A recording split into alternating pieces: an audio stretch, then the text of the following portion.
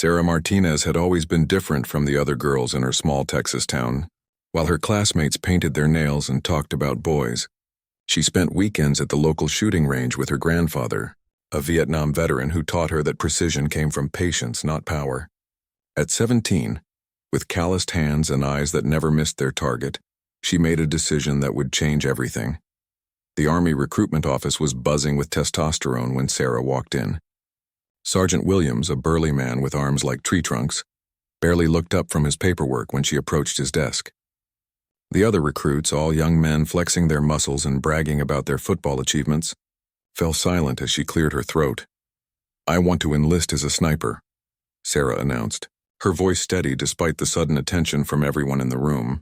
The silence that followed was deafening, broken only by the hum of the overhead fluorescent lights. Sergeant Williams finally raised his head, his eyebrows shooting up in surprise. He looked Sarah up and down, taking in her petite 5'4" frame and the determination etched across her young face. Behind her, she could hear the other recruits beginning to snicker. "Sweetheart," Williams said, his tone condescending, "maybe you should consider the medical corps or communications. Sniping isn't exactly a job for—" He gestured vaguely at her appearance. The snickering grew louder. One of the recruits, a blond giant named Jake, couldn't contain his amusement. "She probably can't even lift a rifle, let alone shoot one accurately," he whispered to his buddy, loud enough for Sarah to hear. Sarah's jaw tightened, but she maintained her composure. "I've been shooting since I was 8 years old. I can hit a dime at 300 yards with iron sights." Her grandfather's training had taught her never to boast without being able to back it up. This statement only fueled more laughter. Jake stood up, towering over Sarah by more than a foot. 300 yards? With iron sights? Right, and I'm the next Rambo." The room erupted in laughter, with several recruits high-fiving each other. Williams shook his head with a patronizing smile. "Look, miss, I appreciate your enthusiasm, but sniper school is the most demanding program we have. It requires exceptional physical strength, mental toughness, and skills that frankly most men can't handle. Why don't you think about something more suitable?" Sarah felt heat rising in her cheeks, but not from embarrassment. It was anger pure and focused. She had faced this kind of dismissal her entire life. Teachers who assumed she couldn't handle advanced math, coaches who overlooked her for sports teams, and now military personnel who couldn't see past her gender. "I want to prove myself," she said firmly. "Give me a chance to show you what I can do." Jake laughed again. "This isn't a game, little girl. Real soldiers die when snipers miss their shots. You want to play Army? Go home and play with toy guns." The insult hit its mark, but Sarah didn't flinch. Instead, she reached into her backpack and pulled out a worn photo. It showed her grandfather in his military dress uniform, chest decorated with medals, including a bronze star. Beside him stood a younger version of Sarah, holding a rifle almost as tall as herself. "My grandfather served 3 tours in Vietnam," she said quietly, placing the photo on Williams's desk. "He taught me that courage isn't about size or gender. It's about heart and skill." Williams glanced at the photo, his expression softening slightly. He had served in Iraq himself, and recognized the look of a true soldier in the old man's eyes. But protocol was protocol, and the reality was that no woman had ever successfully completed sniper training in their unit. "I appreciate your family's service," Williams said more gently, "but the physical requirements alone would eliminate you. The gear weighs over 60 pounds, and you'd need to carry it for miles in extreme conditions." Sarah straightened her shoulders. She had been preparing for this moment for years, training with her grandfather, building strength and endurance that her slight frame concealed. "Give me the same test you give everyone else. If I fail, I'll accept it. But don't fail me before I even try." The room had grown quiet again, but this time the silence was different. Some of the recruits were beginning to look uncomfortable with their earlier mockery. There was something in Sarah's voice, a quiet confidence that suggested she might not be as helpless as they had assumed. Williams drummed his fingers on the desk, clearly torn between regulations and the nagging feeling that he might be making a mistake. In his years of recruitment, he had learned to read people, and something about this young woman reminded him of the best soldiers he had known. They all shared that same unwavering determination. "Even if you could handle the physical aspects," he said finally, "sniper training has a 90% failure rate. These men have been preparing their whole lives for military service." Sarah nodded. "Then I'll be in the 10% that succeeds." The conviction in her voice was unmistakable. Jake, who had been preparing another sarcastic comment, found himself speechless. There was something unsettling about her confidence, as if she knew something they didn't. Williams looked at the photo again, then at Sarah's steady gaze. Against his better judgment, he found himself reaching for the preliminary paperwork. "I'll tell you what," he said slowly. "We'll start you with basic training. If you can make it through that, we'll discuss advanced placement. But I'm warning you, basic training alone breaks 40% of male recruits." Sarah's eyes lit up with the first smile she had shown since entering the office. "When do I start?" As she left the recruitment office that day, she could hear the other recruits still talking about her behind her back. Their laughter followed her out to the parking lot, where her grandfather waited in his old pickup truck. He took one look at her face and knew immediately that the meeting hadn't gone as planned. "They didn't believe you could do it," he said simply. Sarah nodded, climbing into the passenger seat. "They laughed at me, Grandpa. They think I'm just some little girl playing soldier."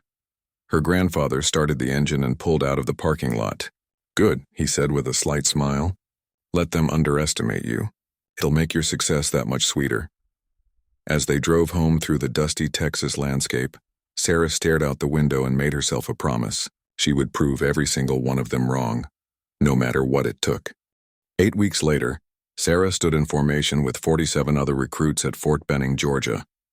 The morning sun beat down mercilessly as Drill Sergeant Thompson, a man whose reputation preceded him like a storm cloud, paced in front of them. His weathered face showed no emotion as his eyes swept over each recruit, lingering slightly longer when they reached Sarah. She was the only woman in the group, a fact that had not gone unnoticed by anyone. The whispers and stares had followed her from the moment she arrived at the base. Some were curious, others skeptical, and a few were openly hostile. Jake from the recruitment office had ended up in the same training unit, and he had wasted no time spreading his opinion that she didn't belong there. "Listen up, maggots," Thompson barked, his voice carrying across the parade ground. "For the next 12 weeks, I own you. Some of you think you're tough because you played high school football or lifted weights at the gym. You're about to learn that being tough in the civilian world means absolutely nothing here." His gaze fixed on Sarah again. "And some of you might have unrealistic expectations about what you can accomplish. This isn't summer camp. This is the United States Army, and we don't lower our standards for anyone." Sarah felt the weight of his words, knowing they were directed at her. Around her, she could sense the other recruits stealing glances in her direction. The doubt in the room was so thick she could almost taste it. The first test came within hours.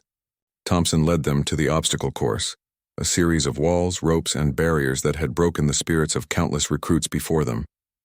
"You have 8 minutes to complete this course," he announced. "The standard is the same for everyone. No exceptions." Sarah watched as the first group of recruits tackled the course. Most of them were bigger and stronger than her, but several struggled with the more technical obstacles. When her turn came, she could hear Jake making bets with his buddies about how long it would take her to quit. The first obstacle was a 6-foot wall. Sarah ran at it with full speed, using her momentum to grab the top and pull herself over in one fluid motion. Her grandfather had taught her that technique mattered more than raw strength, and she had spent years perfecting her form. She moved through the course like water flowing around rocks, finding the most efficient path through each challenge. While other recruits muscled their way through, Sarah used leverage, timing, and technique. When she reached the rope climb, instead of trying to power her way up like the men, she used a foot-locking technique that conserved her energy. As she crossed the finish line, Thompson checked his stopwatch. 7 minutes and 12 seconds. It was faster than half the men who had gone before her. The smug expressions on some of the recruits' faces began to falter. "Not bad, Martinez," Thompson said gruffly. But this was just the warm-up. The weeks that followed were a blur of physical training, academic instruction, and constant evaluation. Sarah quickly discovered that her biggest challenges weren't always physical. The academic portions came naturally to her. She had always been a good student, but the social dynamics of military life proved more difficult to navigate. During weapons training, her superior marksmanship skills became impossible to ignore. While other recruits struggled to hit their targets at basic distances, Sarah was consistently scoring perfect or near-perfect rounds. The first time she outshot every man in her unit, the range fell completely silent.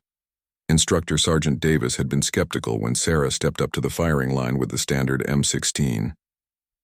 "Martinez, this isn't your grandfather's hunting rifle," he had warned. "Military weapons require different techniques." Sarah simply nodded and took her position. When the targets were brought back, Davis stared at the results in disbelief. 10 shots, 10 perfect bullseyes. He looked at the target, then at Sarah, then back at the target. "Run it again," he ordered, thinking it might have been a fluke. The second round was identical. Perfect grouping, dead center. By the third round, word had spread and other instructors had gathered to watch. Sarah's shooting was so consistent that they began using her as an example for the other recruits. But excellence came with a price. The better Sarah performed, the more resentment she faced from some of her fellow recruits. Jake had become particularly hostile, viewing her success as a personal insult.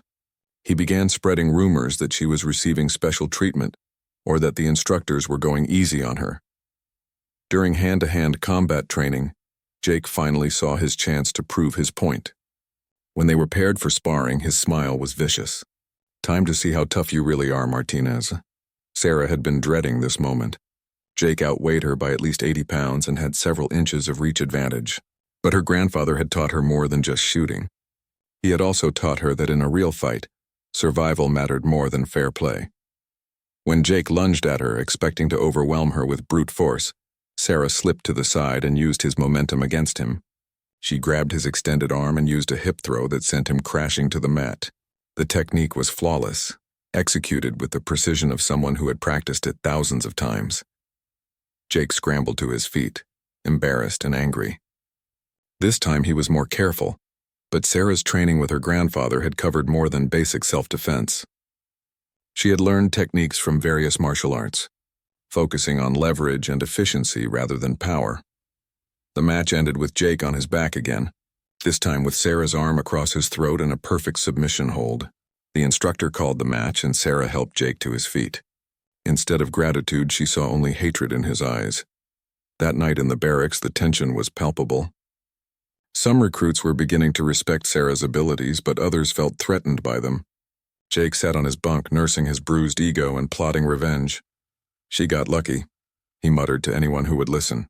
"Combat isn't about technique, it's about strength. When real bullets start flying, she'll crack like an egg." But Sarah's performance continued to improve. During field exercises, she excelled at navigation, camouflage, and reconnaissance.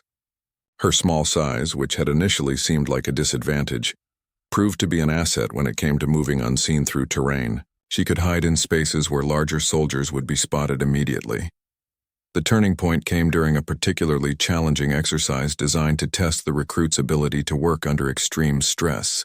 They were dropped in the wilderness with minimal supplies and given 48 hours to reach a designated checkpoint 15 miles away while avoiding enemy patrols. Sarah was assigned to a team with Jake and 2 other recruits. Jake immediately assumed leadership, despite having no particular qualifications for the role. His plan was straightforward: move fast and hard, using their superior physical strength to power through any obstacles. Sarah tried to suggest alternative routes that would provide better cover, but Jake dismissed her input. "We're not going to sneak around like scared rabbits," he declared. "We're soldiers." 3 hours into the exercise, Jake's approach had led them directly into an ambush. The enemy forces, played by advanced trainees, had spotted them from half a mile away and were waiting in perfect position. The team was killed in the first exchange of blank rounds. During the debriefing, the exercise controller, Captain Morrison, pulled Sarah aside. "Martinez, what would you have done differently?" Sarah spread out a topographical map and traced her finger along several routes that would have used natural terrain features for concealment. She pointed out 3 different positions where they could have observed the enemy without being seen, and explained how patience and careful reconnaissance could have turned the exercise in their favor. Morrison nodded approvingly. "This is exactly the kind of tactical thinking we need in advanced training. Have you given any more thought to specializing?" Sarah's heart jumped. "Yes, sir. I still want to be a sniper." Morrison studied her for a long moment. "The selection process for sniper school is extremely rigorous. Even making it through basic training doesn't guarantee acceptance. I understand, sir, but I believe I'm ready for the challenge." That night, as she lay in her bunk listening to the sounds of 47 other recruits sleeping around her, Sarah thought about how far she had come. The laughter from the recruitment office seemed like a lifetime ago. She had proven she could keep up with the men in almost every area, and in some areas she had surpassed them. But she knew the real test was still ahead. Basic training was just the beginning. If she wanted to achieve her dream of becoming a sniper, she would need to survive a selection process that eliminated even the strongest candidates. And somewhere out there waiting for her was a rifle that would either make her career or end her dreams forever. 6 months after graduation from basic training, Sarah found herself standing outside the gates of the Army Sniper School at Fort Moore. The morning air was crisp, and her breath formed small clouds as she hefted her duffel bag and walked through the entrance. Only 12 soldiers out of over 200 applicants had been selected for this course, and she was the first woman ever to be accepted. The other candidates were already assembled when she arrived at the briefing room. 11 pairs of eyes turned to assess her as she took a seat in the back row. These men were the elite of the elite, handpicked from various units across the Army. Each had distinguished himself in ways that caught the attention of the selection committee. Sergeant First Class Rodriguez, a compact man with intelligent eyes, had been chosen after successfully completing 3 combat deployments. Staff Sergeant Williams, built like a linebacker, had earned his spot through exceptional performance in the Ranger Regiment. The man sitting directly in front of Sarah, Specialist Chen, had been recruited from the Special Forces community after demonstrating remarkable patience during a 48-hour surveillance mission that led to the capture of a high-value target. Sarah knew she was being evaluated not just by her fellow candidates, but by every instructor who walked past the classroom. Word had spread quickly through the base that a woman had been accepted into sniper school. Some personnel made detours just to get a look at her. The door opened and Master Sergeant Blake entered the room. He was a legend in the sniper community, with confirmed kills stretching back over 20 years and multiple combat deployments. His presence commanded immediate respect, and the room fell silent as he approached the podium. "Gentlemen," Blake began, his voice carrying the authority of someone who had earned the right to lead through experience rather than rank. His eyes swept across the room and paused briefly on Sarah. "And lady, welcome to what will either be the most rewarding or most humiliating experience of your military careers." He clicked a remote, and a presentation appeared on the screen behind him. The first slide showed a stark statistic: historical graduation rate 23%. "Most of you will not be here at the end of this course," Blake continued matter-of-factly. "This is not a reflection of your worth as soldiers, but rather an acknowledgement that sniper operations require a very specific set of skills and mental characteristics that cannot be taught to everyone." Sarah felt her stomach tighten. She had known the odds were against her, but seeing them displayed so bluntly made them feel more real. Blake advanced to the next slide, which showed a photograph of a sniper in full ghillie suit, nearly invisible against his surroundings. "You will learn to be invisible. You will learn to be patient. Most importantly, you will learn to make decisions under extreme pressure that can mean the difference between mission success and catastrophic failure." The briefing continued for 2 hours, covering everything from the academic requirements to the physical challenges they would face. When Blake dismissed them, Sarah noticed that several of her fellow candidates approached each other, forming small groups and beginning to network. She remained in her seat studying the course outline they had been given. "Martinez." She looked up to find Blake standing beside her desk. Up close, his eyes were even more intense, the kind that seemed to see everything and miss nothing. "Yes, Master Sergeant. Walk with me." They left the classroom together and headed toward the firing range. Blake walked in silence for several minutes before speaking again. "You know why you're here," he said finally. It wasn't a question, but Sarah answered anyway. "Because I qualified, Master Sergeant." Blake stopped walking and turned to face her. "You're here because General Patterson specifically requested your acceptance into this program. He's been following your progress since basic training." Sarah blinked in surprise. She had never heard of General Patterson, and couldn't imagine why a general would be interested in her career. "General Patterson was your grandfather's commanding officer in Vietnam," Blake explained.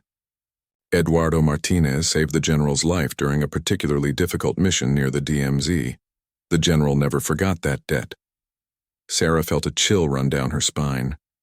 Her grandfather had never talked about specific missions or the details of his combat service. She knew he had been decorated for valor, but he had always deflected her questions about what exactly he had done to earn those medals. "Your grandfather never told you, did he?" Blake asked, reading her expression. "No, Master Sergeant. He always said the past was the past and that what mattered was the future." Blake nodded approvingly. "Smart man. But the General felt you deserved to know that your acceptance here isn't charity. Your scores and performance evaluations earned you this spot. The General simply made sure that certain people paid attention to those scores." They resumed walking, and Blake led her to an equipment room Sarah hadn't seen before. Inside were rifles of every description, from standard military sniper weapons to exotic precision instruments that looked more like works of art than tools of war. "This is where you'll be spending a lot of time over the next few weeks," Blake said, running his hand along the stock of a particularly impressive rifle. "Each weapon has its own personality, its own strengths and weaknesses. Learning to match the right tool to the right mission is as important as learning to shoot accurately." Sarah's eyes were drawn to a rifle mounted alone in a glass case. Unlike the others, this one seemed to radiate menace. It was painted in a matte black finish that seemed to absorb light rather than reflect it, and every line of its construction spoke of lethal efficiency. "That's the Black Talon," Blake said, following her gaze. "Custom built for extreme long-range precision work. Only 3 soldiers in the history of this school have qualified to use it." Sarah studied the weapon with fascination. Even from a distance, she could see the extraordinary attention to detail in its construction. The scope mounted on top was easily worth more than her car, and the entire system radiated an aura of deadly capability. "What makes it so special?" she asked. Blake smiled for the first time since she had met him. "Effective range of over 2,000 meters in the right hands. But it's not just the hardware. The Black Talon requires a level of skill and mental discipline that most snipers never achieve. The recoil alone can break ribs if you don't know how to handle it properly." He opened another case and removed a more conventional rifle. "You'll start with this. Standard M24 sniper weapon system. Master this, and we'll talk about moving you up to more advanced platforms." Sarah accepted the rifle, immediately noting its weight and balance. It felt substantial in her hands, but not unwieldy. Her grandfather's training had prepared her for this moment, though she had never held a weapon quite this sophisticated. "Your first live fire exercise is tomorrow morning," Blake said.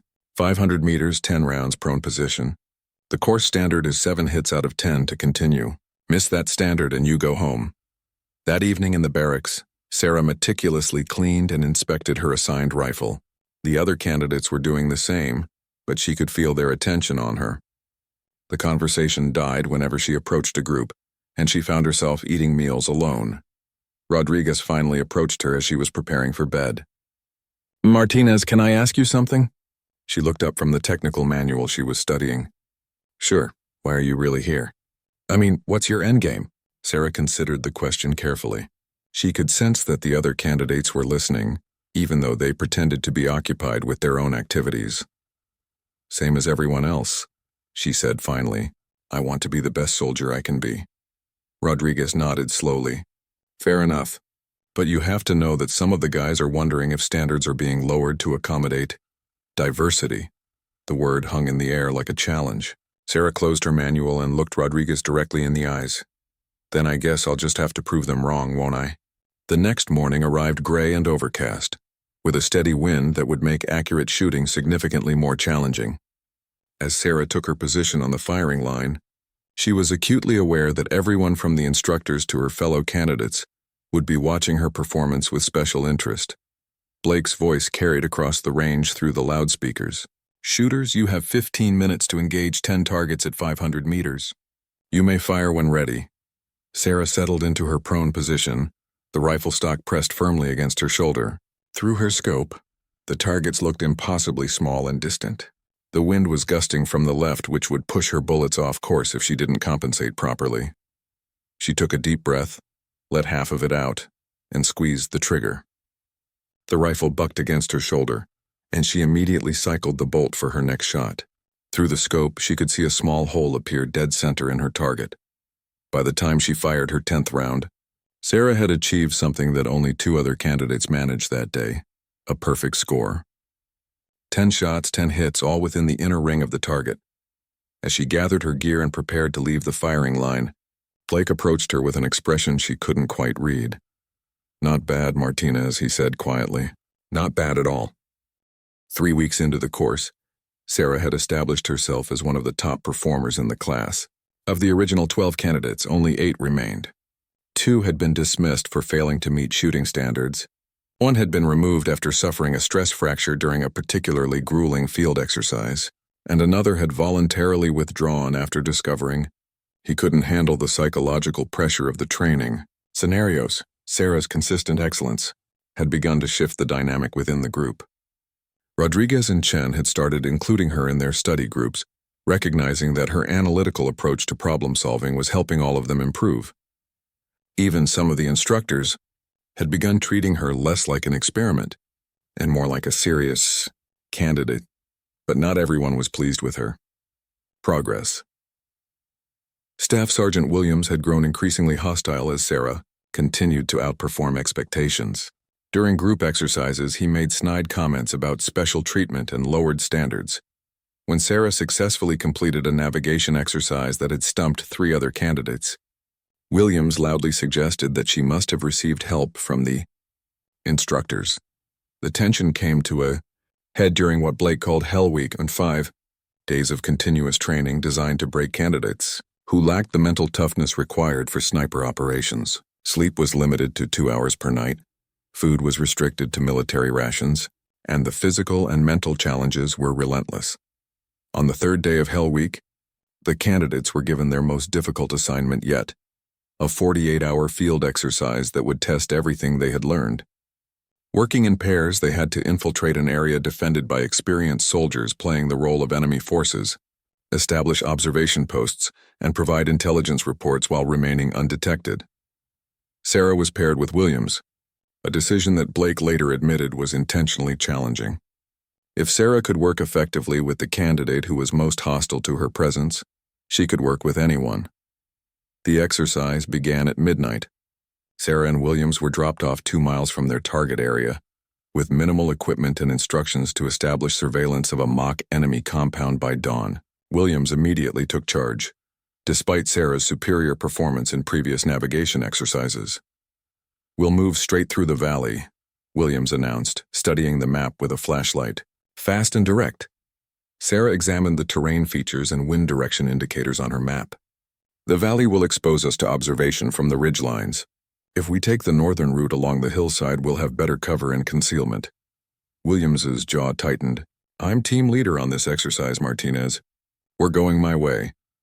For the next 6 hours, Williams led them on a grueling march through the most difficult terrain possible. His route took them through thick underbrush, across open areas that left them exposed, and up steep slopes that exhausted their energy reserves. Sarah followed without complaint, but she mentally cataloged every mistake they were making.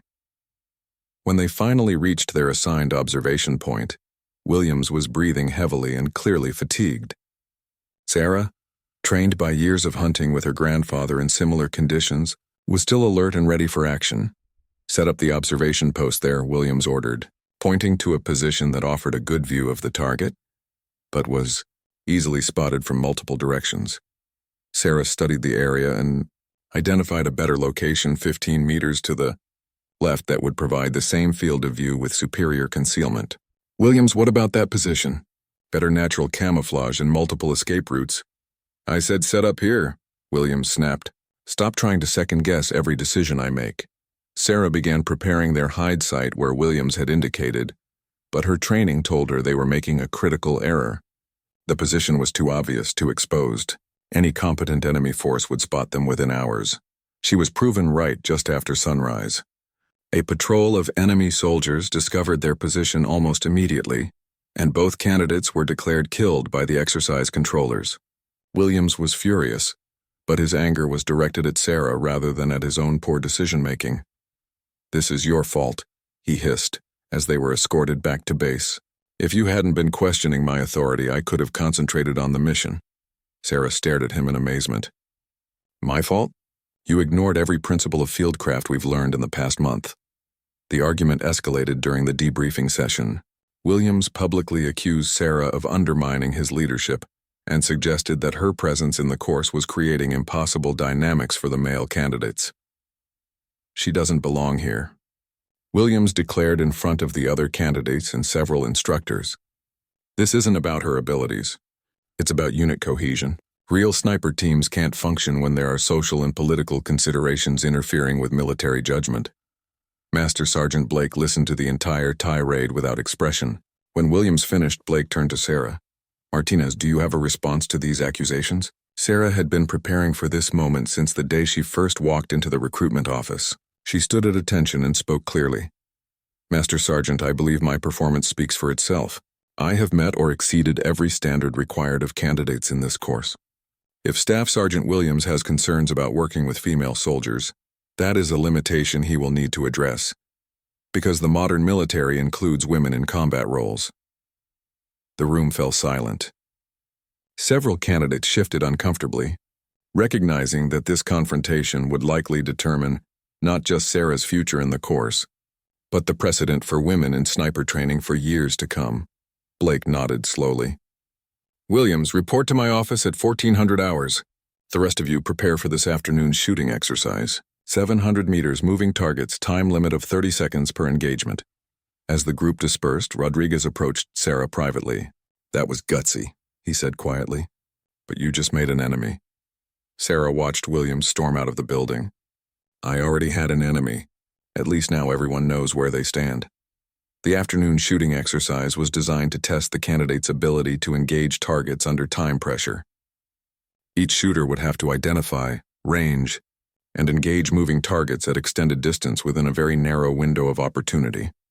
Sarah was scheduled to shoot last, which meant she would have the pressure of knowing how well everyone else had performed. One by one, her fellow candidates took their turns. Rodriguez managed 3 hits out of 5 attempts. Chen scored 4 out of 5. Williams, still angry from the morning's confrontation, rushed his shots and managed only 2 hits. When Sarah's turn came, she settled into her position and controlled her breathing. The targets were small, moving at unpredictable speeds and appearing for only brief moments. But her grandfather's training had prepared her for exactly this type of challenge. Her first target appeared at the far left of her field of view, moving right to left at a moderate pace. Sarah tracked it smoothly, led it slightly to account for its movement, and squeezed the trigger. Hit. The second target was more challenging, moving erratically and partially obscured by terrain features. Sarah waited patiently for it to move into a clear area, then engaged. Hit. By her 5th and final shot, word had spread that she was shooting perfectly. Instructors who weren't part of the sniper school had gathered to watch, and even some of the hostile candidates were secretly hoping she would succeed. The final target was the most difficult yet, moving at maximum speed across the full width of the range. Sarah tracked it calmly, her crosshairs dancing with the target's movement. At the perfect moment when the target was centered in her scope and moving at constant speed, she fired. Hit. Perfect score. 5 targets, 5 hits, all within the required time limits. As Sarah cleared her rifle and prepared to leave the firing line, she noticed that Williams was nowhere to be seen. Blake approached her with what might have been the beginning of a smile. "Outstanding shooting, Martinez. You've just set a course record." That evening, word came that Williams had been removed from the program. Blake didn't provide details, but Rodriguez heard from one of the instructors that Williams had been caught trying to sabotage Sarah's equipment before the afternoon exercise. "He was adjusting the scope on your rifle," Rodriguez reported quietly. "If Blake hadn't caught him, your shots would have been way off target." Sarah felt a chill as she realized how close she had come to failure through no fault of her own. But she also felt a surge of confidence. She had survived the worst that her critics could throw at her, and she was still here. As she prepared for sleep that night, Sarah thought about how much had changed since that first day at the recruitment office. The laughter and mockery seemed like ancient history. She had proven herself capable of meeting every challenge the course could present, but she also knew that the greatest test was still ahead. Tomorrow, Blake would begin evaluating the remaining candidates for advancement to the final phase of training. Only the very best would be selected, and only those candidates would have a chance to prove themselves worthy of the Black Talon. The morning of the final evaluation arrived with an unusual stillness in the air. Of the original 12 candidates, only 5 remained: Sarah, Rodriguez, Chen Thompson, and Jackson. Each had survived 7 weeks of the most demanding training the Army could provide. but Master Sergeant Blake had warned them that the final test would be unlike anything they had experienced. Sarah stood with the others outside Blake's office, waiting to be called in for individual briefings. The tension was palpable. Even Rodriguez, usually calm and collected, was fidgeting with his equipment. They all knew that only 2 or 3 candidates would graduate from the program, and the final selection would be based on a single mission that would test everything they had learned. Blake emerged from his office and gestured for Sarah to enter first.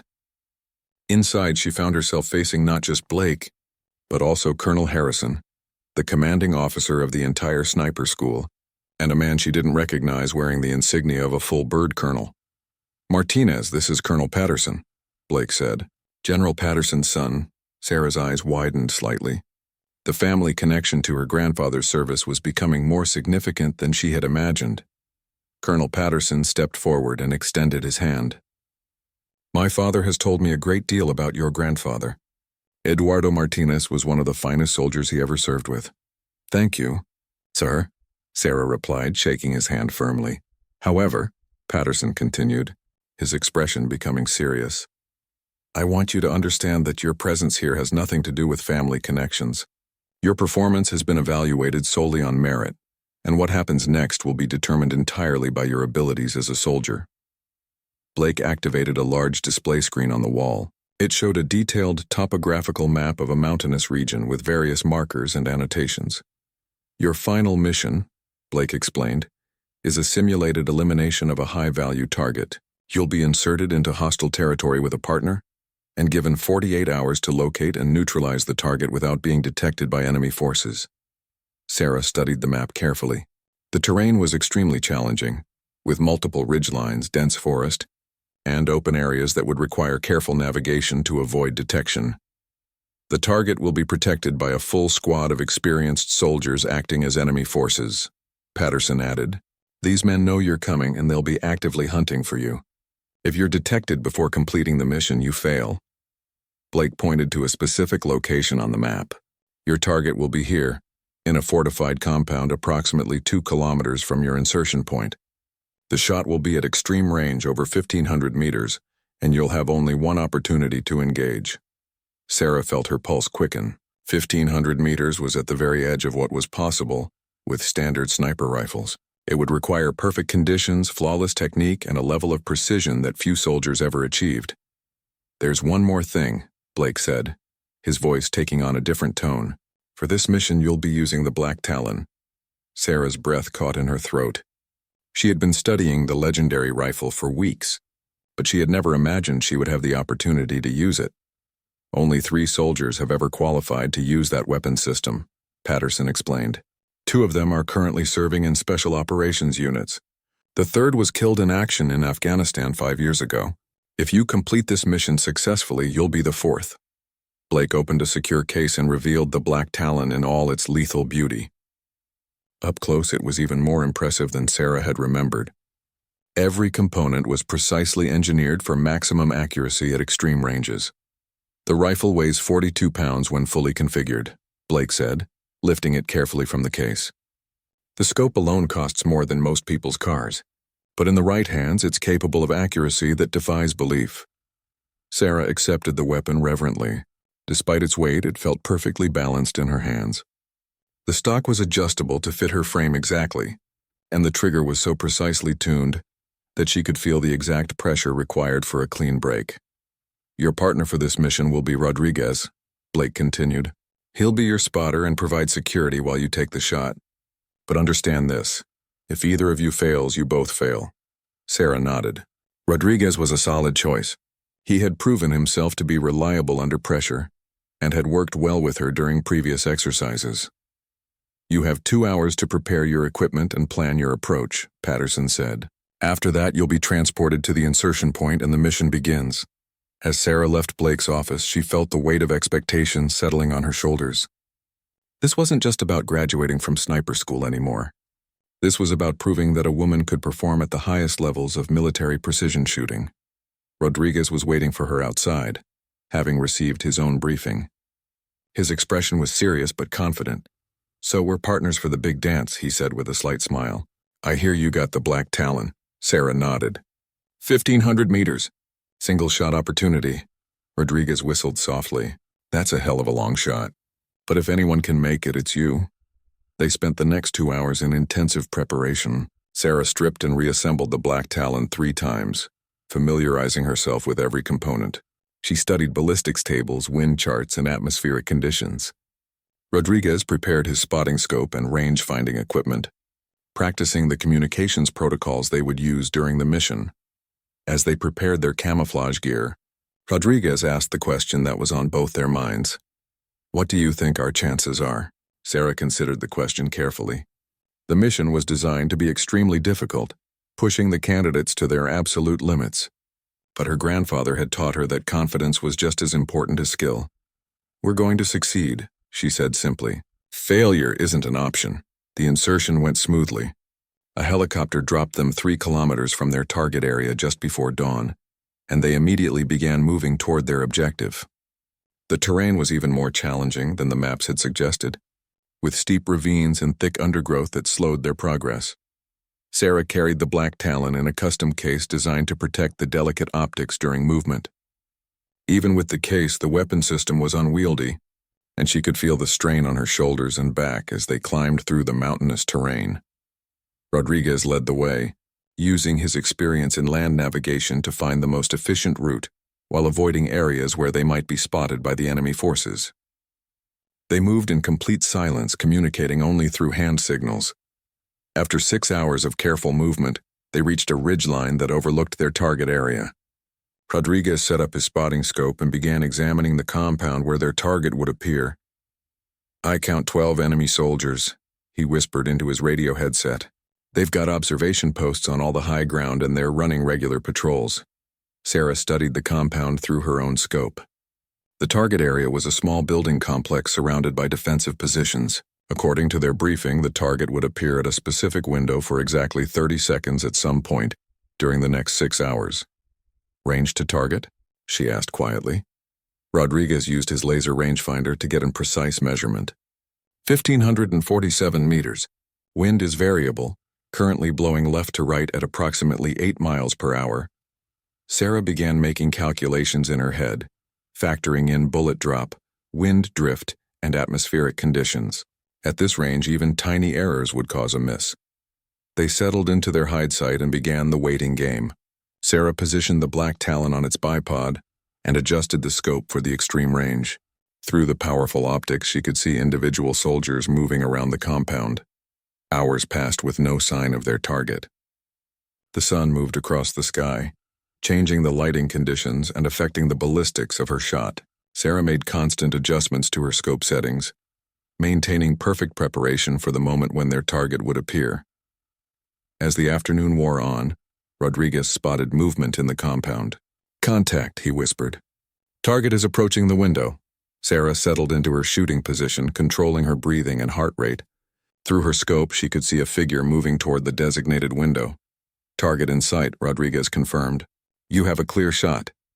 Sarah placed her crosshairs on the target and began her final preparations. At 1,500 meters, the bullet would take nearly 2 seconds to reach its target. She would need to account for the target's movement and the various factors affecting bullet flight. Send it, Rodriguez whispered. Sarah took a deep breath, let half of it out, and began applying pressure to the trigger. The black Talon fired with a sound like thunder, and the massive recoil drove back into her shoulder with tremendous force. Through her scope, she watched the bullet's trace as it arced through the air toward the distant target. Time seemed to slow as she waited to see the result of the most important shot of her military career. The bullet struck its target with perfect precision. Through her scope, Sarah watched as the impact sent the target spinning backward, clearly indicating a successful hit. Rodriguez let out a quiet breath he had been holding since she fired. Target down, he confirmed through his spotting scope. Perfect center mass hit. Time to go. They immediately began breaking down their equipment. The sound of the black Talon's shot would have been heard for miles, and the enemy forces would be converging on their position within minutes. Sarah secured the rifle in its case while Rodriguez packed his spotting equipment, and within 2 minutes they were moving away from their firing position. The extraction was even more challenging than the approach had been. Enemy patrols were now actively searching for them, using coordinated sweeps to try to trap them in the mountainous terrain. Sarah and Rodriguez used every technique they had learned, moving through dead ground using natural concealment, and timing their movements to avoid detection. As they approached their extraction point, they could hear helicopters in the distance. Whether these were friendly forces coming to pick them up or enemy aircraft searching for them, they couldn't be sure until they reached the designated landing zone. Rodriguez checked his GPS coordinates one final time. 200 meters to the LZ, we made it. They emerged from the tree line to find Master Sergeant Blake waiting for them beside a military helicopter. His expression was unreadable as they approached, but Sarah thought she detected the hint of a smile around his eyes. Mission complete, Master Sergeant, Rodriguez reported formally. Blake nodded and gestured toward the helicopter. Get on board. We'll debrief back at base. During the flight back to the school, Sarah found herself replaying every moment of the shot. The Black Talon had performed flawlessly, but she knew that success had required every skill she had developed over months of training. The margin for error at that range had been virtually non-existent. Back at the base, they were escorted to a briefing room where Colonel Patterson and several other senior officers were waiting. The atmosphere was formal, and Sarah felt the weight of their evaluation as she and Rodriguez took their seats. The mission was monitored by multiple observation teams, Patterson began. Video footage confirmed a successful engagement at a range of 1,547 meters. Time from target appearance to hit was 1 minute and 37 seconds. Blake stood and activated a large display screen. Let's review the footage. Sarah watched in amazement as high-definition cameras replayed her shot from multiple angles. She could see the muzzle flash from the Black Talon, the bullets trace through the air, and the precise moment of impact on the target. The hit was dead center, exactly where she had aimed. Outstanding marksmanship, Patterson said. But more importantly, you demonstrated the tactical judgment and fieldcraft necessary for sniper operations. Your approach route was tactically sound, your hide site was properly concealed, and your extraction was executed flawlessly. Rodriguez was beaming with pride. It was an honor to be her spotter, sir. Martinez never hesitated, never doubted herself. That was one of the finest shots I've ever witnessed. Blake approached Sarah with a serious expression. Martinez, in 7 weeks of training, you have exceeded every standard we set for sniper candidates. Your shooting scores are the highest in the history of this program. Your tactical knowledge is superior to candidates with years more military experience, and your performance under pressure has been exemplary. Sarah felt her heart racing as she waited for the final verdict. It is my privilege to inform you that you have graduated from the United States Army Sniper School with honors, Blake continued. You are now qualified as a military sniper and authorized to use all weapon systems in our inventory, including the Black Talon. The room erupted in applause from the assembled officers. Sarah felt a wave of emotion wash over her as she realized that her dream had finally become reality. All the doubts, all the mockery, all the challenges had led to this moment. Colonel Patterson stepped forward with a small black case. This is for you, he said, opening it to reveal a distinctive sniper badge. You've earned this through dedication, skill, and courage. As Blake pinned the badge to Sarah's uniform, she thought about her grandfather and wished he could be there to see this moment. His training and encouragement had made all of this possible. There's one more thing, Patterson said. General Patterson specifically requested that I deliver this message to you personally. He handed Sarah an envelope with her grandfather's name written in faded ink. Inside was a letter that had been written years earlier but never delivered. Your grandfather wrote this letter to you before he passed away, Patterson explained. He asked my father to hold it until you achieved something that would make him proud. The general felt that this moment qualified. Sarah opened the letter with trembling hands. Her grandfather's familiar handwriting filled the page. My dear Sarah, if you are reading this, it means you have accomplished something extraordinary. I always knew you had the heart of a warrior, even when you were just a little girl learning to shoot tin cans in the backyard. The path of a soldier is never easy, especially for those who must prove themselves against those who doubt. But remember that strength comes not from the size of your body or the depth of your voice, but from the courage in your heart and the determination in your spirit. I am proud of you, granddaughter. Make them remember your name. Tears streamed down Sarah's face as she read her grandfather's words. Blake, understanding the emotional significance of the moment, quietly dismissed the other officers from the room, leaving Sarah alone with Rodriguez and Patterson. Your grandfather was a remarkable man, Patterson said softly. My father credited him with saving not just his life, but the lives of their entire platoon during a mission that went terribly wrong. Eduardo Martinez was the kind of soldier that others would follow anywhere. Sarah wiped her eyes and straightened her shoulders. Thank you, sir. For everything. 3 months later, Sarah received her first assignment as a qualified sniper. She was posted to a special operations unit, where her skills would be put to use in real-world missions. As she prepared to leave the training base, she stopped by the equipment room one final time to see the Black Talon. Blake found her there, standing in front of the glass case that held the legendary rifle. Second thoughts? He asked. Sarah shook her head. Just saying goodbye. That rifle changed my life. Blake nodded thoughtfully. No, Martinez. You changed your life. The rifle was just a tool. Your determination, your skill, your refusal to accept other people's limitations. That's what brought you here. As Sarah walked out of the sniper school for the last time, she reflected on the journey that had brought her from a small Texas town to become one of the Army's elite marksmen. The laughter from that first day at the recruitment office seemed like it had happened to someone else entirely. Years later, when young women would approach her after recruiting presentations and ask if they could really make it in combat roles, Sarah would tell them about the day a room full of men laughed at her request for a rifle. She would tell them about the doubts, the challenges, and the moments when quitting seemed like the easier option. But mostly, she would tell them about the moment when Master Sergeant Blake said those life-changing words, "Give her the Black Talon." Those 4 words had represented more than just access to an advanced weapon system. They had represented acceptance, respect, and recognition that excellence had no gender. They had proven that when given the opportunity, dedication and skill would always triumph over prejudice and doubt. Sarah Martinez had set out to prove that she belonged among the Army's elite snipers. Instead, she had proven something far more important, that barriers exist only until someone has the courage to break through them. The little girl who had learned to shoot tin cans with her grandfather had become a symbol of what was possible when determination met opportunity. And somewhere in the mountains of Afghanistan, where she would later serve with distinction, the thunder of the Black Talon would echo as a reminder that excellence knows no boundaries.